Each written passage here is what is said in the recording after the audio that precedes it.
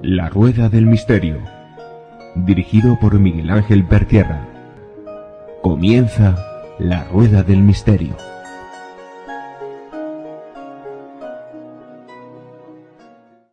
Hola amigos de La Rueda del Misterio. Bueno, hoy sí que es un misterio que podamos grabar, porque lo estamos haciendo con los datos del teléfono, con un ordenador portátil, con un micrófono, aceptable. Y bueno, ya el misterio es que podamos hacer la grabación. Pero como nos gusta el realizarla y el tema es muy interesante, no queríamos dejarla para otro momento. Yo quiero presentaros de nuevo, aunque ya lo conocéis de la familia ya de La Rueda del Misterio, a Manuel Plataluque. Manuel, muy bienvenido y la verdad todo un placer que estés con nosotros. Muy bien hallado, Miguel Ángel, y pues mira, sobre todo una alegría doble porque como pueden comprobar los oyentes, bueno, ya los oyentes, los VIP, ¿no? Los patrones de La Rueda del Misterio y Animal Descubierto ya vieron que hemos participado, pero bueno, para el resto de oyentes, después de un largo periplo de la voz un poco tomada o bastante tomada a causa del COVID, bueno, ya parece que la tenemos un poquito más entonada y encantado de volver a reencontrarnos en estas emisiones en abierto para poder difundir ese misterio que a todos nos apasiona y por el que empleamos muchísimas horas al cabo del día en buscar información. Desde luego yo sé que tú eres una persona que busca información de forma intensa y bueno, hay que decir que normalmente hablamos muchas veces de películas. De hecho, el último programa que pusimos fue sobre el código Da Vinci, si no recuerdo mal. Pero hay que decir que Manuel ha tenido un periplo ahí con la voz pillar, no ha pasado más de uno. A mí me tocó en el mes de enero, estuve un mes sin poder prácticamente hablar, aunque bueno, el poder grabar programas, el poder hacer reservas, acopio, vamos a decir, de algunos programas, nos permite que en un momento determinado, cuando surge una urgencia, en este caso Manuel, esa disfonía que tenía bastante intensa y que nos alegramos muchísimo que se haya resuelto así también, pues evidentemente tiramos de esa hemeroteca grabada y que, bueno, para los mecenas grabamos un programa fantástico, uno de la Atlántida, de verdad, maravilloso y nada, os invitamos a que os hagáis mecenas porque, bueno, no queremos tampoco decir el periplo de aparataje que han caído, que hay renovación de aparataje y bueno, si queréis ayudar, pues ahí lo tenéis en iVoox, si no, pues tenemos muchísimos programas en abierto que desde luego podéis animaros. Bueno, Manuel, hoy vamos a hablar de un tema que tú me lo propusiste, la verdad me parece súper interesante, pero me gustaría que lo introdujese a los oyentes. Yo cuando me lo contaste, te tengo que decir que lo había escuchado de lejos, o sea, de alguna vez que alguien me lo había remitido, me lo había comentado, pero no lo conocía ni en profundidad y casi ni en superficie. Los libros plúmbeos, o como otros llaman, que las traducciones muchas veces, ojo, tened cuidado, los plomos del Sacromonte. Ese es, pues estamos ante un fenómeno un poco desconocido o bastante desconocido y desde luego en el mundo del misterio nada conocido, porque esto es un fenómeno que tiene una especial connotación en lo que es la zona de Granada, en la capital de Granada, porque es además lo que dio nombre al famoso Sacromonte, esa zona que está habitada por gitanos en cuevas y que es un lugar tan conocido y tan folclórico, ¿no? De hecho, muchos van allí de turismo a algunas cuevas a ver flamenco porque han montado tablao y demás, pero digamos que quitando esa parte popular, En Granada se conoce el fenómeno este de los libros plumbeos, pero a nivel académico. Es decir, lo analizan desde el punto de vista de por qué surgieron.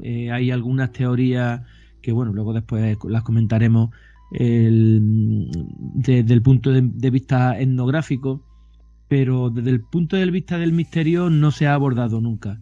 Y yo creo que va siendo hora de poder poner a esos plomos en un lugar en el que sin duda deben ocupar uno de los puestos de honor, porque esto sí que es un verdadero misterio, un misterio que va mucho más allá de lo que las mentes críticas que se han acercado a este fenómeno aseguran, ¿no? En su discurso erudito.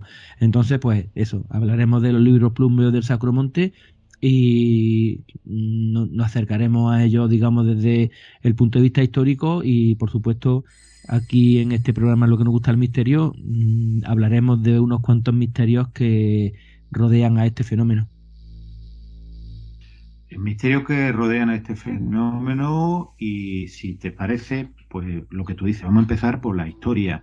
Siglo XVI, finales del siglo XVI, en un monte llamado Valparaíso, hoy llamado Sacromonte, conocido.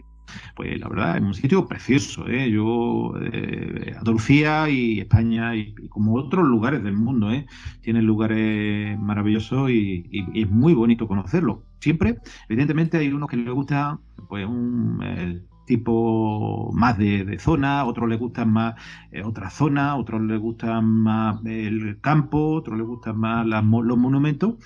Pero yo creo que en estos casos siempre es bueno tener la mentalidad abierta.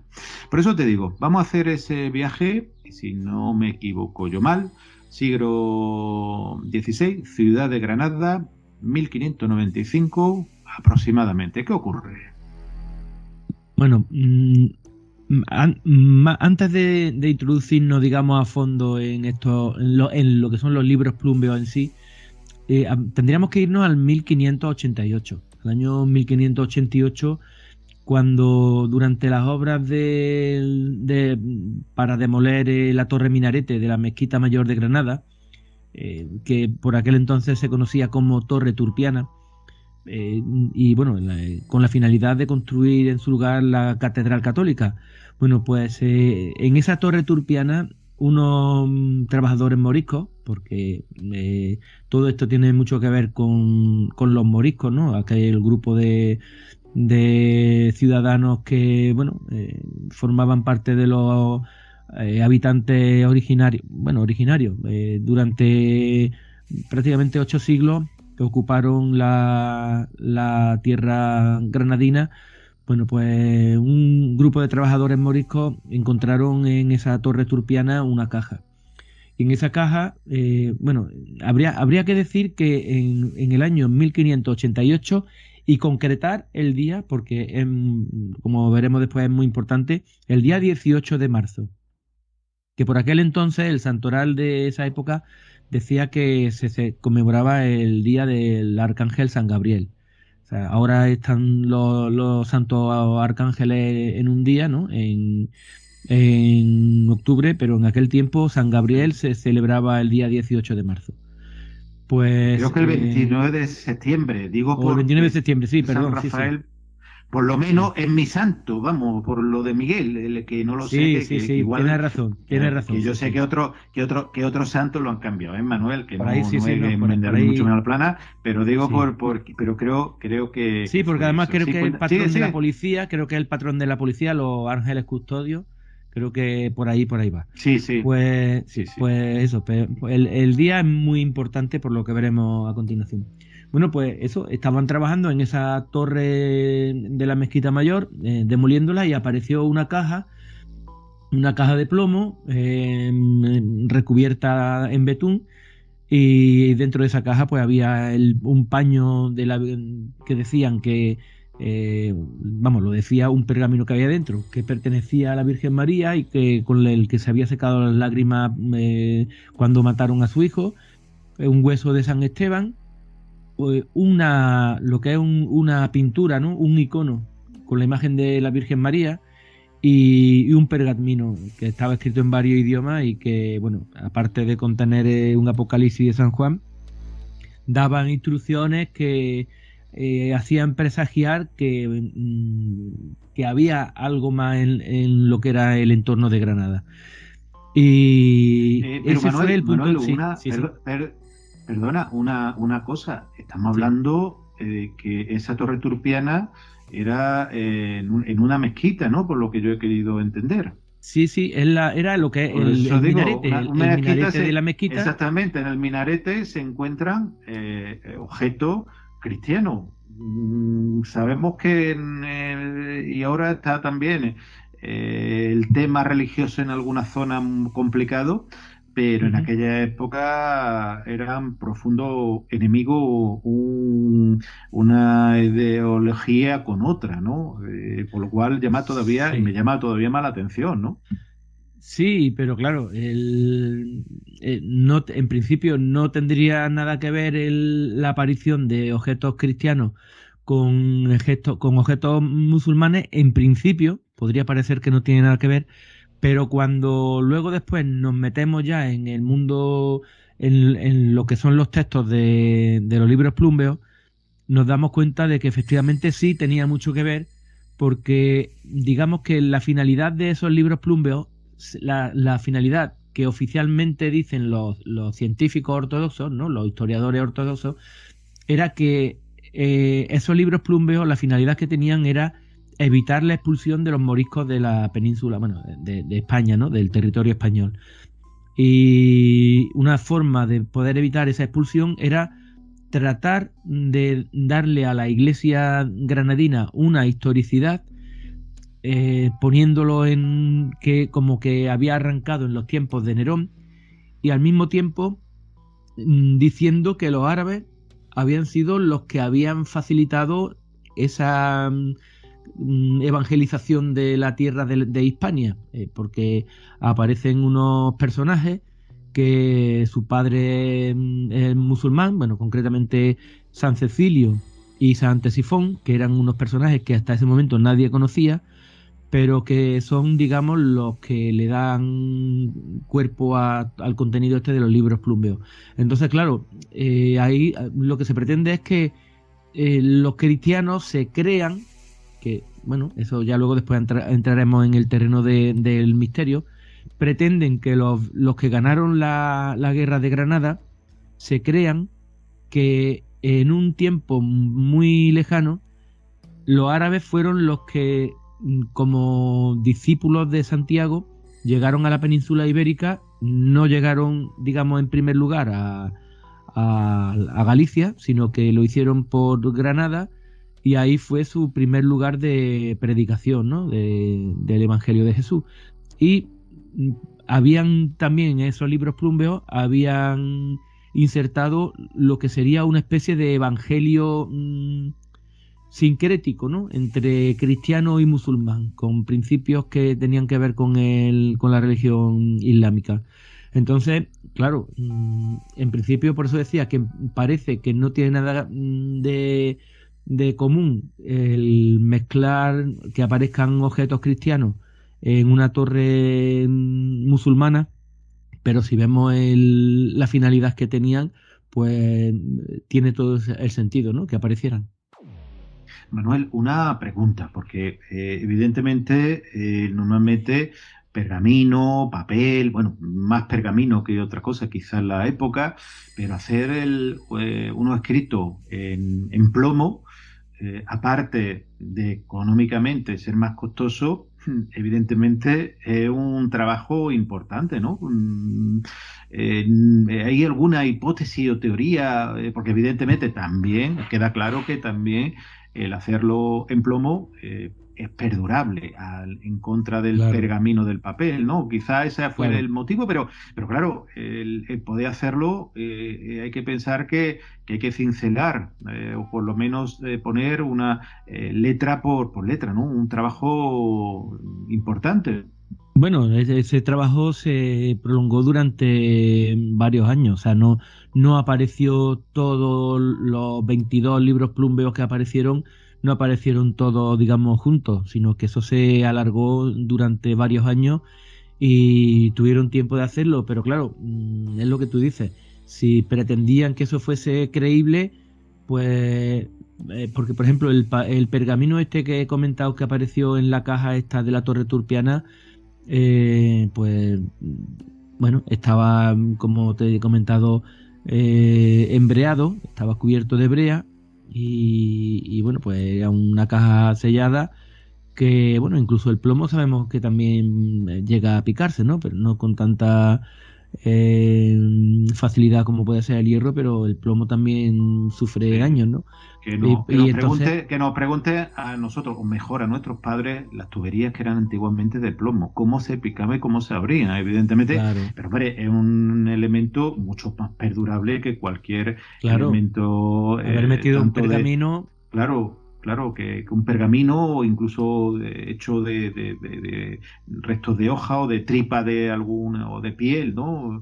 claro, El perdurable, y si está encima en una caja y sin humedad, eh, querían hacerlo claro. para que fuese encontrado en ese momento o posteriormente, pero que no se encontrase como ha ocurrido con los pergaminos de Nag Hammadi, ¿no? Lo escrito de Nag Hammadi, que han tenido que hacer verdadera labor de ingeniería para juntarlo, ¿no? Aunque al final parece que lo han encontrado, esos pergaminos encontrados en el desierto, ¿no? Y eso que es una Ujú. zona seca. Por eso se ha podido mantener. Si hubiera sido más húmedo, pues los parásitos habrían acabado con esos papiros. Pero bueno, en el caso es que cuando se encontraron esta caja, pues eso, digamos que se abrió una gran expectación en torno a ese hallazgo y claro, empezaron a investigar porque la iglesia no iba a permitirse, digamos, el lujo de que alguien dijera, bueno, esto que ha pasado aquí. Empezaron las investigaciones y en un principio le dieron toda la credibilidad, hasta tal punto que el cuadro, ese icono de la Virgen, desapareció, alguien se lo llevó como un trofeo y el pañuelo de la Virgen María con las lágrimas, el propio rey Felipe II lo reclamó para exhibirlo en el monasterio del Escorial como Real. una reliquia. Eso te iba a preguntar. Época de Felipe II, después de su padre Carlos V, después de su abuelo, los Reyes Católicos. Eso Era es, de Felipe II alguien también, donde la religiosidad era fundamental. Y nada más que hay que ver el Escorial, ¿no? claro.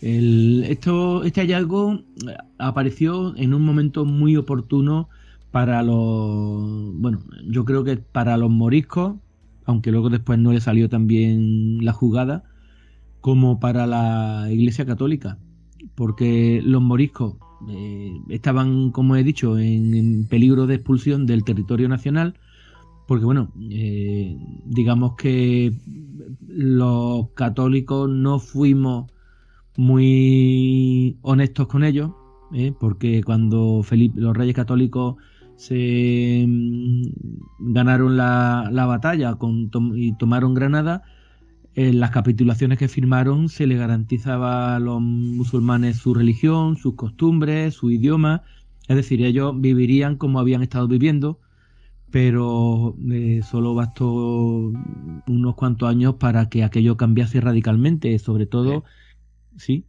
dime, Sí, dime. digo que de hecho en una obra de Ildefonso Falcone, La mano de Fátima, Ujú. una novela pero basado en historia, una novela histórica, se Sí, ve que de lo dicho absolutamente nada o muy poco, nada, ¿no? nada.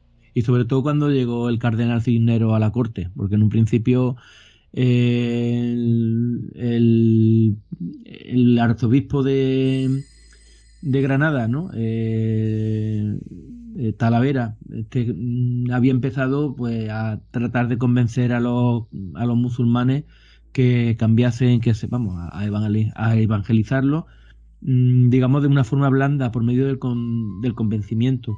Y cuando llegó el cardenal Cisneros a la corte, ya se hizo cargo digamos, del asunto de Estado, pues ya ahí exigió mano dura y exigió que se convirtieran a toda costa, quemó Coranes, quemó, o sea, digamos, hizo muchas atrocidades, bueno, atrocidades en el sentido de, sí, para su fe sí, porque le obligaba a tener la puerta abierta permanentemente, les obligaba a no asearse, por ejemplo, si alguien se aseaba, eso era una costumbre musulmana y los cristianos no tenían esa habilidad, ¿no? O esa, digamos, esa práctica saludable.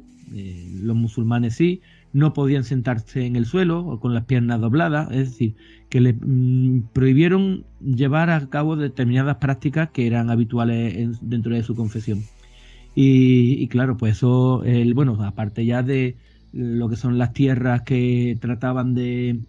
Porque claro, decían que se quedarían con las tierras siempre y cuando pudieran demostrar que eran suyas. Y la forma de poder demostrarlas eran con escrituras públicas. Y la mayoría de esas tierras pues se habían heredado de padre a hijo, de forma de transmisión oral. De hecho, hasta no hace mucho, muchas tierras eran transmisiones orales y los papeles, como dicen actualmente, incluso casas, los papeles no existían. En aquella época, siglo XVI, y todavía menos, ¿no? Y a lo mejor, si hubo, yo entiendo que si hubo una guerra, saqueo de todo tipo, quema, los documentos, si es que existían, desaparecieron, ¿no? Claro, pero por eso. Entonces, pues, como no podían demostrar que las tierras eran suyas, pues se las arrebataban directamente y se le entregaban a, bueno, pues, como siempre, ¿no? A los 4 nobles que de la zona, ¿no? Entonces, claro, esto provoca una revuelta y es lógico, era lógico prever que, bueno, más bien fue como dar rienda suelta a esa rabia más que un intento efectivo por conseguir algo de autonomía, porque no cabía duda que la fuerza en ese momento dominante era la cristiana y por mucho que se enfrentaran, ahí no tenían nada que hacer. Entonces, claro, ellos trataban de evitar la expulsión y el modo que tuvieron fue ese, fue crear este fenómeno, o eso dicen, porque bueno, luego veremos que ahí hay mucho más que lo que son una doctrina sincrética entre el cristianismo y el islamismo. Y bueno, pues para los moriscos le vino muy bien y para los cristianos también le vino muy bien, porque los cristianos estaban en plena contrarreforma, era el momento de la contrarreforma para, digamos, hacer una especie de renovación en la iglesia y enfrentarse a los protestantes. Y claro, aparecer ese tipo de documentación en una excavación, pues para ellos supuso pues como eso, algo venido del cielo. Entonces en un principio sí que se tuviese... Nunca mejor dicho, ¿no? Porque, bueno, dicho, sí. Se encuentran un objeto en una torre musulmana, en una obra para hacer una catedral, una iglesia, y encima en una época convulsa también para el cristianismo, ojo, y para la unión de las dos religiones, la cristiana y la musulmana. Vamos, parece que lo han encajado con hilo de seda, ¿no? Totalmente, claro.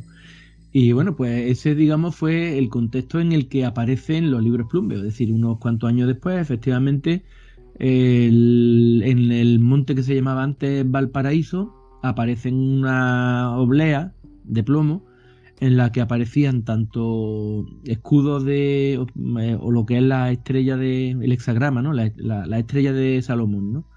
La que hoy identifica al pueblo judío.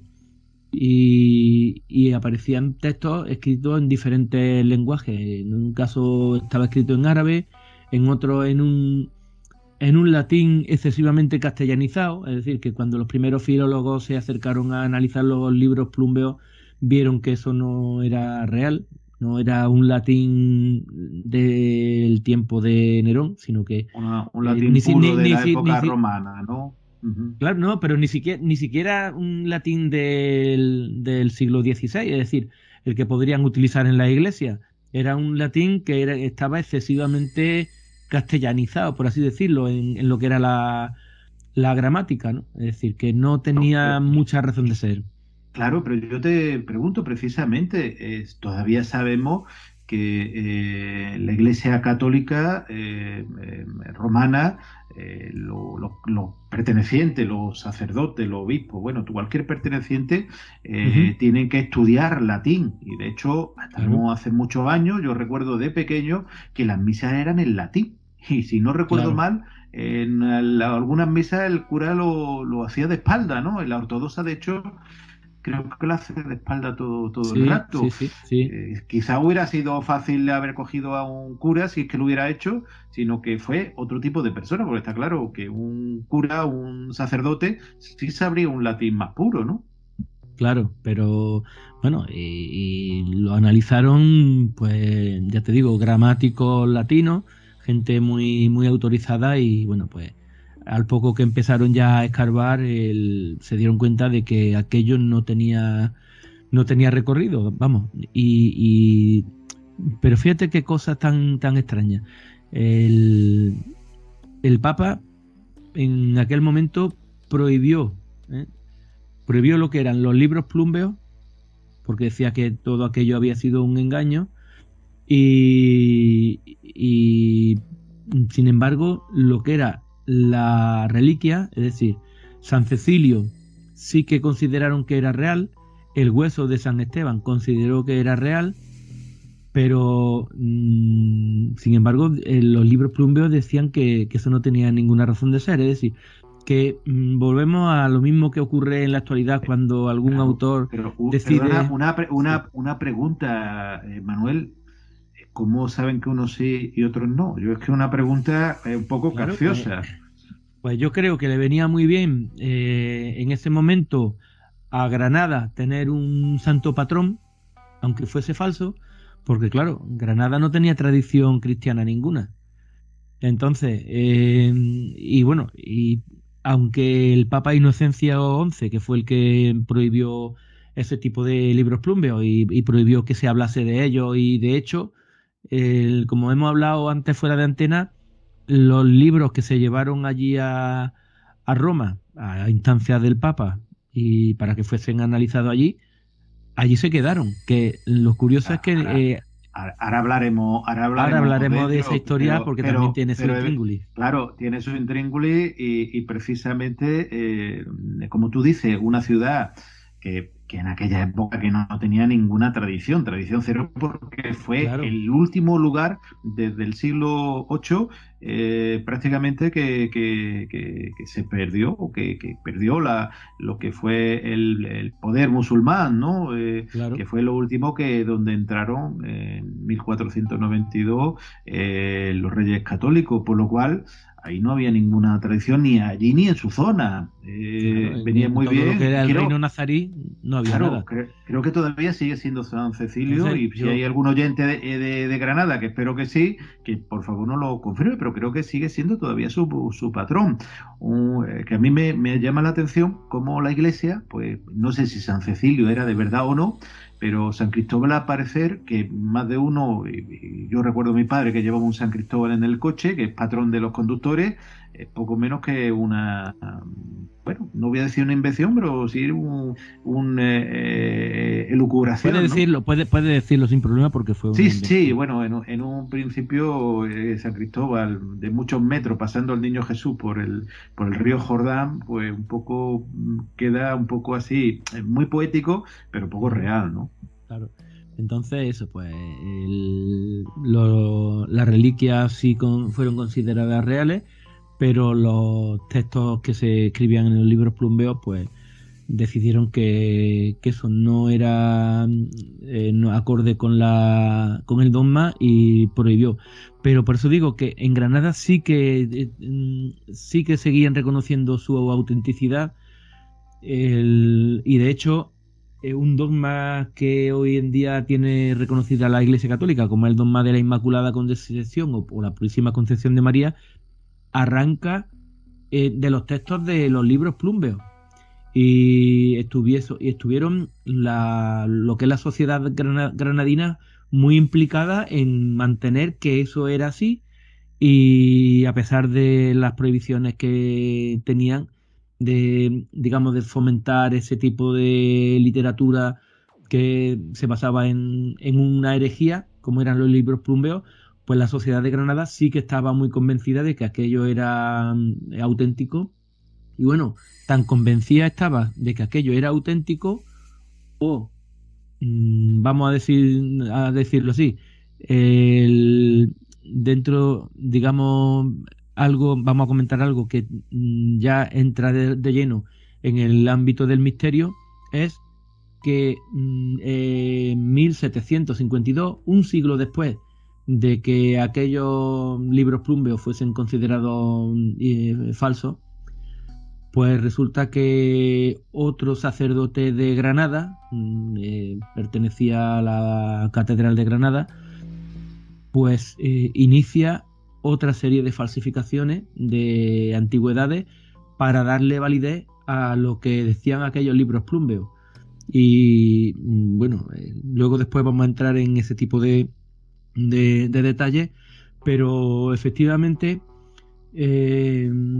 los libros plumbeos se dicen que lo habían falsificado lo que son unos moriscos que habían intervenido en la interpretación o la traducción de aquellos libros, ¿no? Que eran Miguel de Luna y su yerno Alonso del Castillo.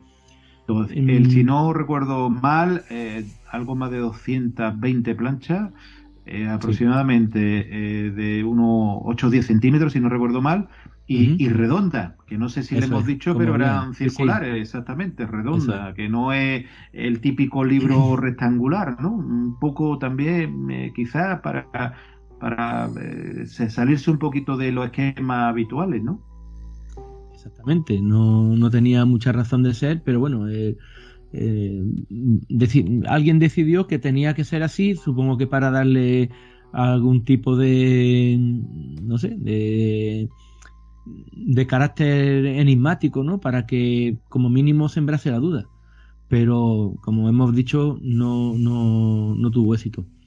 Y me gustaría retomar otra vez el caso de esta autoridad eclesiástica de Granada, que es Juan de Flores y Oduz.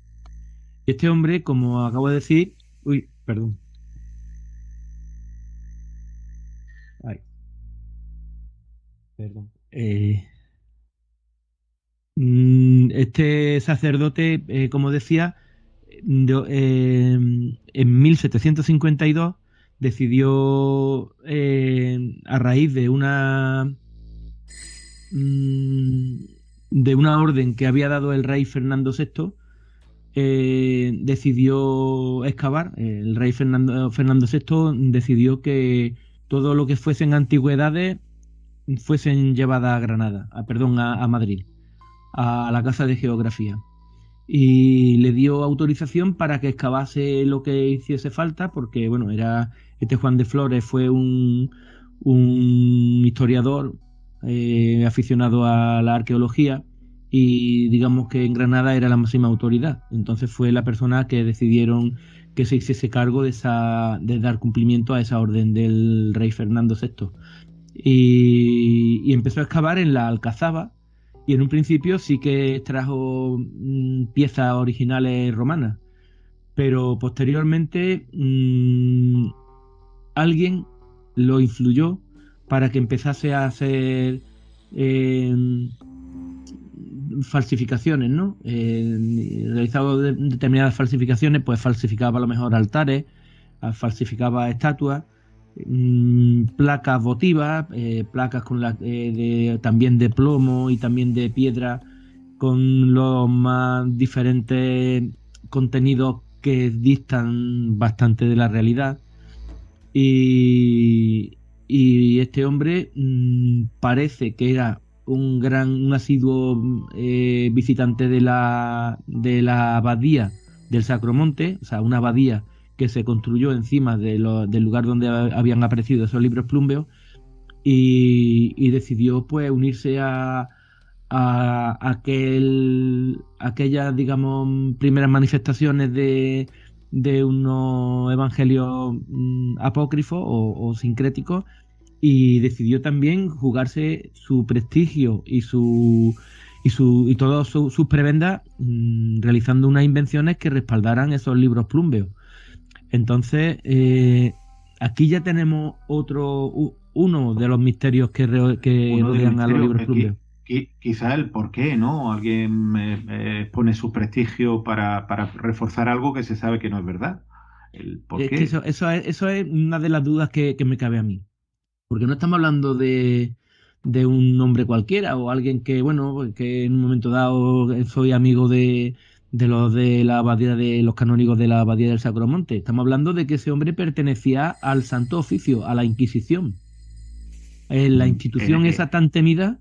Y que tenía en aquella época muchísimo poder. Pensemos que los Reyes En Católicos ese lo momento crean, tenía todo el poder, claro, todo el poder. lo crean los Reyes Católicos y posteriormente Carlos V, Felipe II, en esa época ya que nadie respirase que la Inquisición habíamos topado, ¿no?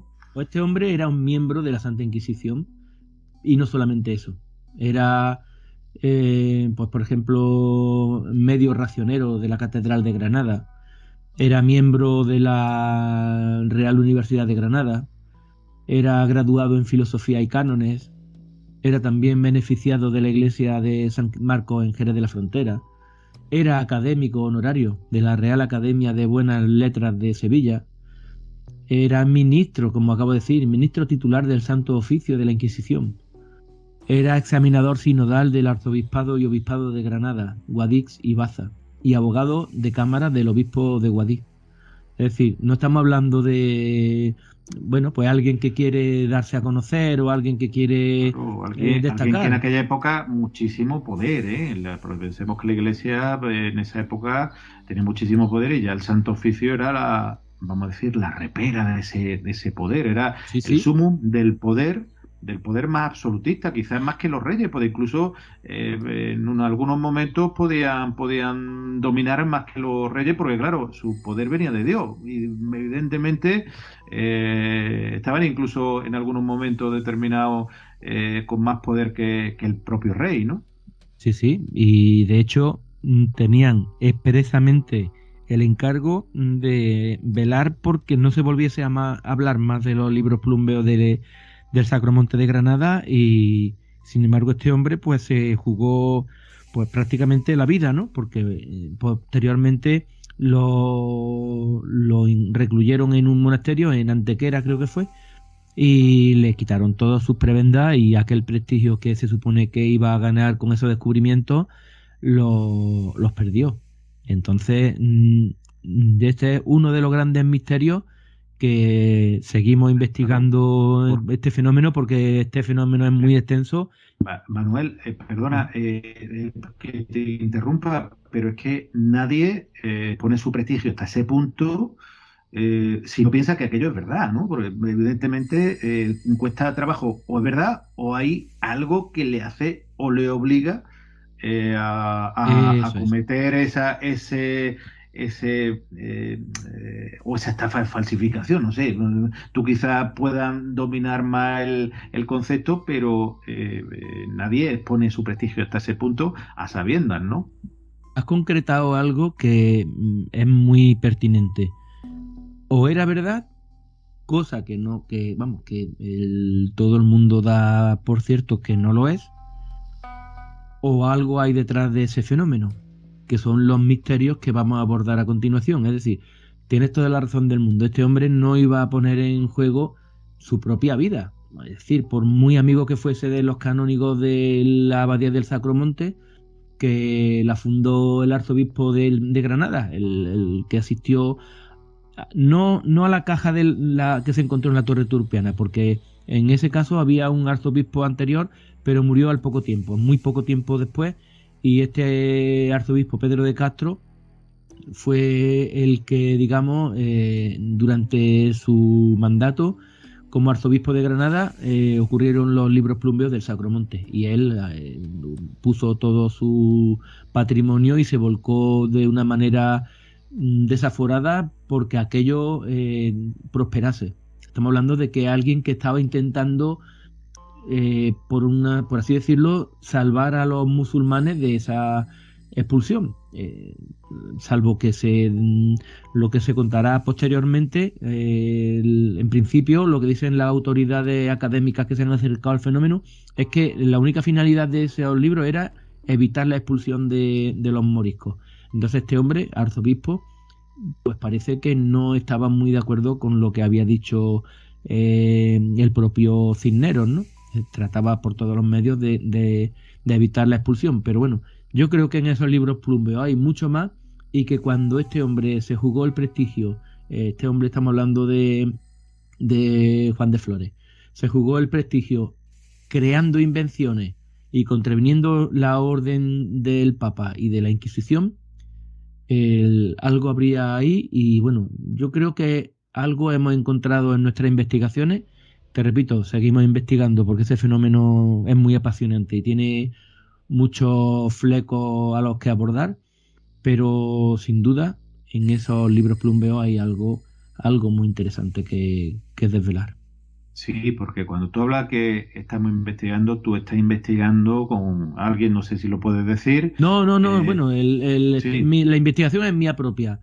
sí, Lo que pasa que, bueno, hay alguien que sí, por eso desde no aquí le vamos a mando, desvelar. no me gustaría Sí, desvelar, pero efectivamente. sí, bueno, pues algo me dicen que voy por buen camino. Por buen camino. Entonces, Por lo cual, de los libros Plumbeo, vamos, no conoces es que sea, tú. no es que sea, a ver, no es que sea alguien que me va dando pistas por aquí o por allí, sino de las investigaciones que he ido haciendo, pues se las he ido Mostrando, ¿no? acercando, claro, y entonces pues me confirman que las investigaciones van por buen camino. Esto, algunos podrán pensar que esto es que suena fantasmada, pero bueno, me da igual.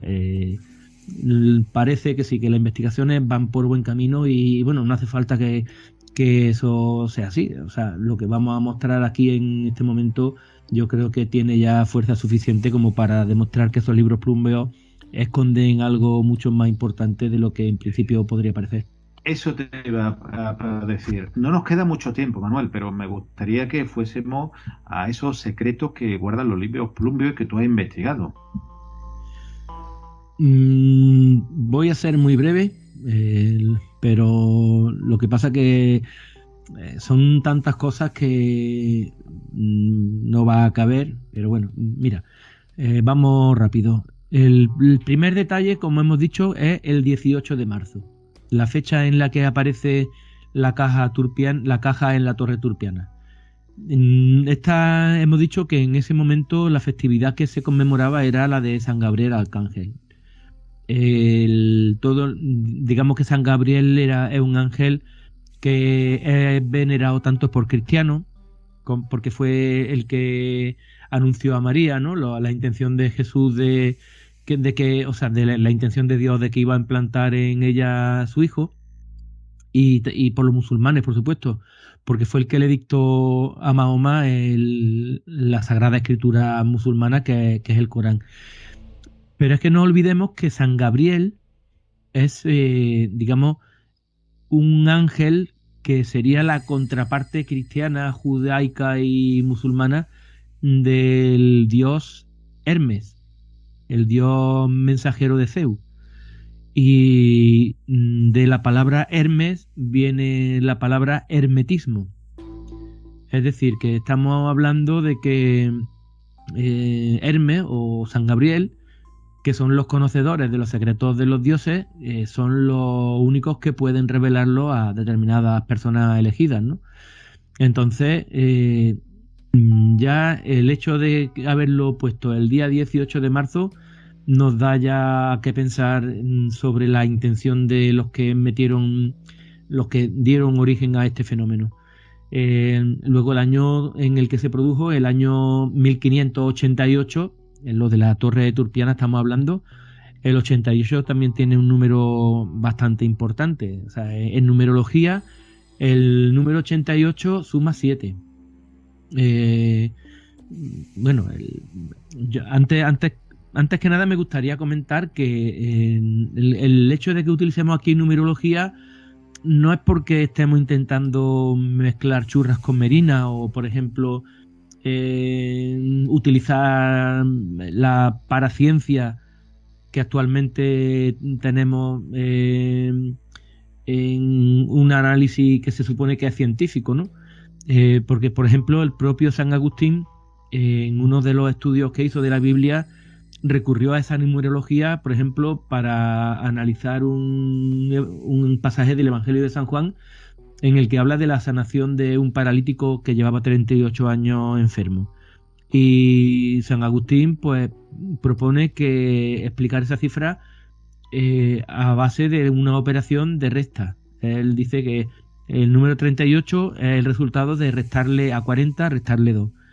Y a partir de ahí él empieza a hacer análisis numéricos para ver que el autor de ese pasaje qué es lo que quería decir. Es decir, que eso de decir vamos a sumar el año 88 en el que apareció esta caja para hacer o para traerlo a nuestra conveniencia el significado, pues no es una cosa que se nos haya ocurrido a nosotros, sino que, como repito, el propio San Agustín, el padre de la Iglesia y el creador de la Edad Media, porque realmente San Agustín se reconoce como el creador de la Edad Media, del pensamiento y filosofía de la Edad Media, bueno, pues ese hombre recurría a este tipo de metodologías, ¿no?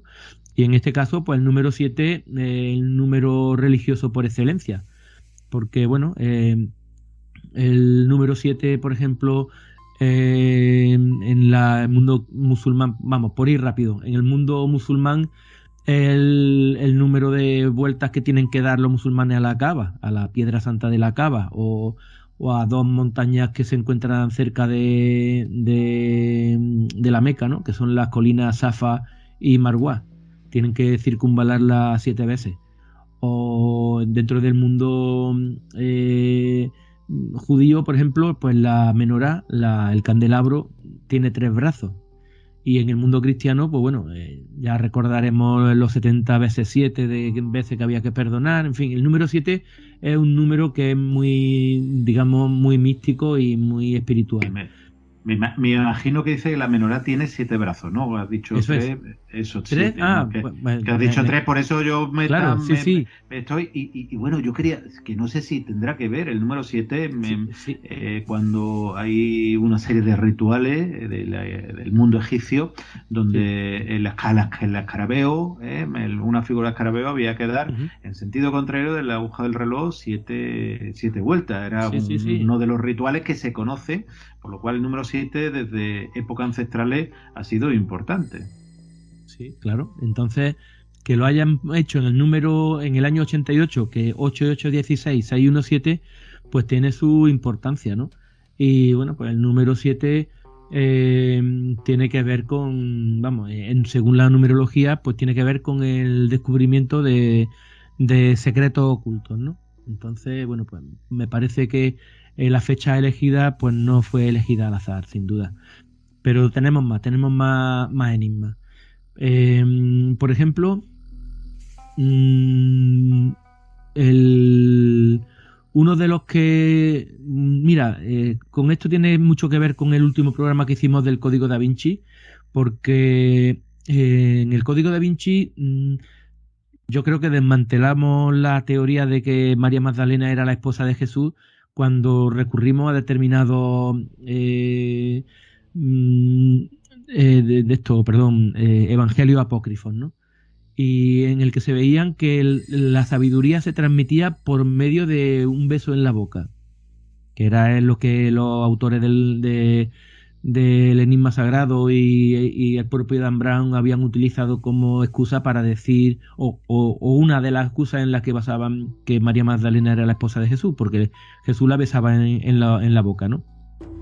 Pues mira, aquí en los libros Plumbeo ocurre algo parecido. O sea, es como que se esté hablando de que en esos mensajes de los libros Plumbeo hay encerrada una teología que va mucho más allá de las teologías normales que conoce la musulmana, la cristiana, esas teologías que debían de conocer aquellos falsificadores de los libros Plumbeo, porque se supone que la única finalidad era evitar la expulsión de los moriscos y que fueron pues dos moriscos, digamos, con cierto nivel cultural los que hicieron esos libros, pero parece que ahí metieron algo que iba mucho más allá, es decir, que hasta incluso los propios musulmanes abominarían de ese tipo de ideología, y en este caso estamos hablando de ese beso sagrado, ese ósculo sagrado, ¿no?, que se daban los primitivos cristianos gnósticos, que se utilizaba para transmitir sabiduría. Y esto lo tenemos, por ejemplo, en uno de los libros, que es el libro de los actos de nuestro Señor Jesús y de sus milagros, y de su Madre María la Virgen. En este libro, ya te digo, uno de los libros plumbeos que aparecieron, en un texto se dice lo siguiente, es decir, que Cecilio está San Cecilio, el patrón de Granada, en este momento está hablando de cómo conocieron a Jesús, ¿no? Y dice: mi hermano Aben al-Radi nació mudo y sordo, y nuestro padre se dolía de vernos así. Y entonces Jesús puso la mano sobre la cabeza de mi hermano Aben al-Radi y sopló en su boca 3 veces, y sanólo y llenólo de sabiduría. O sea, fíjate, Miguel Ángel, cómo tenemos aquí a una acción que es prácticamente dar un beso en la boca, soplar en la boca de otro, y a través de ese soplo... ¿Sí? Aliento vital, a fin de cuentas, Claro. que recoge una y otra vez la historia. De hecho, incluso en la reanimación cardiopulmonar, ese soplo vital el que ayuda a reponer una persona a la vida. O sea, claro, todo ancestral, pero todo tiene su razón, ¿no? Y en este caso estamos hablando de que ese gesto de soplar en la boca o de que algo vaya de una boca a otra boca, digamos que se utiliza en la transmisión de sabiduría. Esto estamos hablando de algo que es gnóstico, sin duda, porque lo tenemos en lo que son los evangelios apócrifos, que ya se ha demostrado que su origen es gnóstico, ¿no? Digamos, esa rama esotérica, por así decirlo, del cristianismo. Y bueno, si sobre todo tenemos en cuenta que Aben al-Radi era sordo, no podía oír, pues ya no, digamos que esto nos viene a confirmar que efectivamente la cosa va por la transmisión de una información reservada. Porque, por ejemplo, en el orfismo, una religión mistérica griega, de la que también hemos hablado en programas precedentes, la máxima que utilizan ellos, la expresión que utilizan para en el momento en el que van a revelar algo, es la siguiente: dice: hablaré a quienes es lícito, cerrar las puertas, profano. Digamos que en este sentido la persona sorda tiene la cualidad de una persona profana, alguien al que le está vetado el conocer determinados conocimientos que se van a transmitir en una sede privada, en un lugar restringido, y el hecho de que Aben al-Radi sea sordo y a través de ese soplo de sabiduría, por un lado haya curado esa sordera y por otro se haya llenado de sabiduría, nos está diciendo que los libros plumbeos, el contenido de los libros plumbeos es mucho más que un intento de evitar la expulsión de los moriscos. Pero no hemos terminado aquí los misterios, Miguel Ángel. Sí, nos quedan poco más de 5 minutos y sé que son muchos casos y me gustaría que sintetizase. Pues sí, pues te voy a decir porque bueno, esto ya daría para mucho, como dices, pero simplemente te voy a reducir. Me voy a centrar en lo que me parece ya totalmente definitivo. Me voy a centrar en que, bueno, supongo que todos tus oyentes, como buenos amantes del misterio, conocerán la tabla esmeralda, ¿no? Presupongo que sí. Pero vale. como suele decir, refréscanos la idea, porque seguro que hay alguna persona que no lo conoce y que evidentemente, si se lo recuerda, mucho mejor. Bueno, a lo mejor si no conocen la tabla esmeralda, habrán oído ese adagio famoso que dice: como es arriba es abajo, y como es abajo es arriba. Eso probablemente muchos lo habrán escuchado. Pero bueno, la tabla esmeralda es, digamos, el manifiesto hermético por excelencia. Se supone que es una doctrina que se grabó en una tabla esmeralda, en una especie de una piedra que refulgía, y que lo hizo un sabio llamado Hermes Trismegisto, o Hermes el 3 veces grande. Y bueno, pues apareció en Europa en el siglo IX. Al parecer, digamos, cuando llegó a Europa venía en un manuscrito árabe, y dicen que el original, pues efectivamente estaba escrito directamente en una tabla de esmeralda reluciente, ¿vale? Pues resulta que en otro de los libros de estos libros plumbeos, el libro de la historia de la verdad del Evangelio, hay una referencia que es de lo más suculenta, porque resulta que la Virgen María le dice a los apóstoles de Jesús, le dice que ella ha recibido de manos del arcángel San Gabriel. O sea, volvemos otra vez, si el arcángel San Gabriel, hemos dicho que para los paganos, la religión pagana griega es Hermes, y el que había escrito la tabla esmeralda era Hermes Trismegisto, pues resulta que la Virgen María dice que el arcángel San Gabriel le había dado, y voy a citar literalmente, unas tablas de piedra preciosa de gusanillo refulgente. Estamos hablando de una imagen que nos recuerda una barbaridad a esa tabla esmeralda que hizo Hermes Trismegisto. Y según se dice en ese libro, en ese libro plúmbeo estaba escrita la verdad del Evangelio por la misma mano de Dios. Es decir, Dios había sido el que había escrito en su mano, por su mano, lo que estaba escrito en esa piedra. Que ya te digo, literalmente es lo mismo que nos dicen en la tabla esmeralda. Pero es que si nos acercamos a lo que cuenta ese libro plúmbeo, en ese libro de la verdad del Evangelio, pues veréis cómo se parece un montón al contenido de la tabla esmeralda. Mira, por ejemplo, la descripción de la Virgen. Bueno, para empezar, la tabla esmeralda arranca con el primer, digamos, el primer párrafo, la primera línea, dice verdadero, sin falsedad, cierto y muy verdadero. Ese es el primer parágrafo del decálogo este que aparece en la tabla esmeralda. Y si recordamos el nombre de este libro, el libro de la historia de la verdad del Evangelio, pues nos está aludiendo a una verdad que está escrito en esas tablas.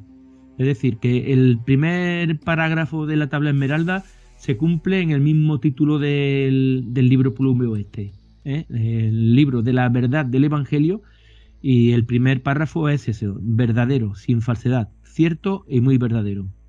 Por lo cual, una de tus investigaciones que podían ser reales, que no eran falsos, que no son falsos, ¿no? No, yo no creo que sean falsos. Yo creo que encierran algo, pero lo complicado es saber qué, porque claro, eso es muy... Va a ser muy... Vamos, yo no creo que yo llegue a descubrir eso, pero sí que es cierto que a la conclusión a la que estoy llegando...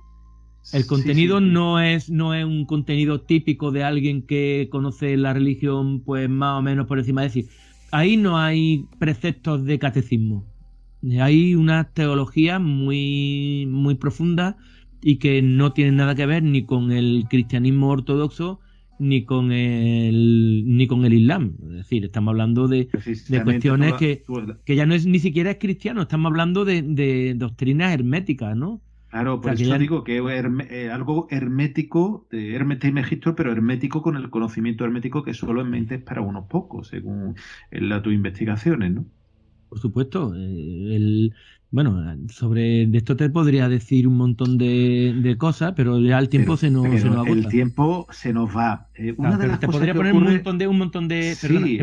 un montón de ejemplos de cosas que dice ese libro de la verdad del Evangelio y cómo tiene su correspondencia en la tabla esmeralda.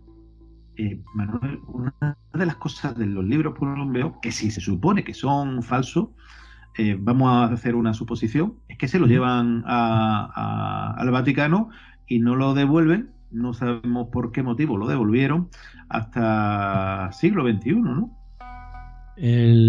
Esa es otra de la grandes. Por eso digo, porque si son falsos, ¿para qué te lo vas a llevar? De todas formas no sirven para nada, ¿no? De hecho, alguien llegó a sugerir que esos plomos se fundieran para construir balas para los ejércitos del Vaticano. Es decir, que no, digamos, fuera del entorno de Granada no se le daba credibilidad a lo que estaba escrito allí. Y claro, la pregunta es por qué lo preservaron en el Archivo Vaticano y efectivamente en el año 2000 el entonces cardenal Ratzinger, que era el prefecto para la Congregación de la Fe, que es la Santa Inquisición. La Inquisición, ahora modernizada, ¿no? Lo que eso es. Le han puesto otro nombre, pero la Congregación para la Doctrina de la Fe es la Inquisición de toda la vida. Pues el cardenal Ratzinger, que en aquel momento era su dirigente, fue el encargado de entregar esos libros plumbeos a Granada. Pero claro, tú muy hábilmente me comentaste que efectivamente el Vaticano no es muy de dar lo que entra, ¿no? Devuelve, y hay dos preguntas exactamente. Lo que entra no suele devolverlo per se, sea de donde sea, como ocurre en otros países. Pero claro, si es falso, ¿para qué lo quería? 300 y pico, casi 400 años, 4 siglos, tú tienes una cosa falsa, tú lo desechas, ¿no? Si son falsos. Pero, vamos, que sería y si lo ha guardado 400 años, y claro, si lo ha guardado 400 años, ¿cómo es que luego lo devuelve? Entonces, hay algunos que piensan, algunos que... Sí, dime. Sí, ¿y por qué lo devuelven? Porque claro. Ahora te lo devuelvo porque, me lo he encontrado, no parece que cuadre mucho, ¿no? Y encima, como tú bien dices, alguien que pertenecía a la, entre comillas, Inquisición moderna, ¿no? Eso es. Pues claro, muy son esas grandes dudas que te hacen que aunque no sea, en mi caso, investigador de estos libros, la lógica te dice que tú no guardas, tú tienes un objeto falso, no lo guardas 400 años casi. Y ni lo devuelves. Ni lo devuelves, si son falsos, ¿para qué lo vas a devolver? Es una herejía, ¿no? Desde el punto de vista religioso. Pero bueno, se puede entender que a lo mejor digan, bueno, pues te lo devuelvo, pues... Esto no tiene realmente, no es más bien un